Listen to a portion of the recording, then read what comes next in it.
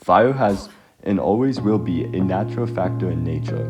It's important to remember why we advocate against it as well as revere it in the highest fashion. Today we'll dive into how wildfires can get out of control and what you can do to prevent and learn about it. We are Biz, and we are proud to present our documentary on wildfires. In 1910, a series of fires happened that is known as the Big Blow Up. During the Big Blow Up, 3 million acres of forest were burned in the Northwest.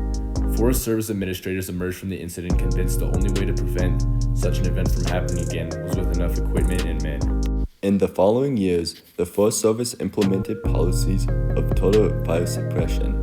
These policies had two goals: prevent fires and to suppress fires as soon as they started. The Forest Service also introduced the character of Smokey Bear to help deliver its fire prevention message. However, the implementation of Smokey Bear created future issues. Fires in 1910, and that was what started the 100-year, suppression. We're going to put every fire out 10 a.m. policy. Smokey Bear led up to a lot of undergrowth and stuff too. Now that's why we have overstocking. After considering this important fact, this led us to ask the question, is fire a natural process within our forests, and when should it be stopped? So I guess I'll say that there's always going to be fire. Fire is a natural process.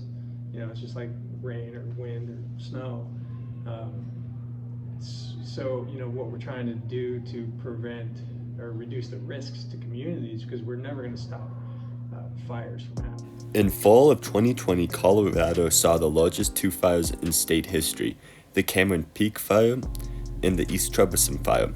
We asked fire professionals for a good word to describe the 2020 fires. Fires, in my mind, so that one word would be unprecedented. I've been doing this for 20 years and I've never seen a season like last season.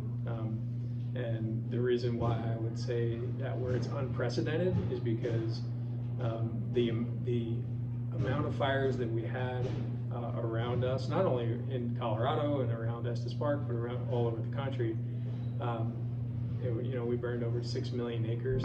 After learning about the large fires within Colorado, this led us to ponder what steps is the National Park System taking to reduce the risk of future wildfire. We've got partners such as Boulder County, Larimer County, Grand County that are doing the same. So there's multiple different techniques, whether it's going out in the woods and cutting trees down with chainsaws or hand saws, or there's utilization of prescribed fire, where we can utilize fire as a tool, low severity fire spreading across the forest floor to eliminate some of that younger vegetation, so removing fuels and vegetation that way as well. So those are primarily the two, I'd say, mechanical, which is fuels treatment with like hand tools and people, versus prescribed fire. After the previous interview, this left us wondering, does the location of a community affect how fire professionals approach a wildfire? The location is the primary piece where we work through that. So, right time, right fire at the right place at the right time, we have more options. But if it's in and adjacent to a community, fire's fire. We're going to suppress the fire. We're going to take aggressive suppression tactics and try to put the fire out as small as we can, as soon as we can. We learned fire is a natural occurrence within our forest ecosystems. History has shown that policies of total fire suppression leads to a dense buildup of dead mass within our forests. Dead mass within our forests leads to a higher chance of having a critically large fire. Controlled burning can reduce the dead mass within the forests, leading to healthier forests.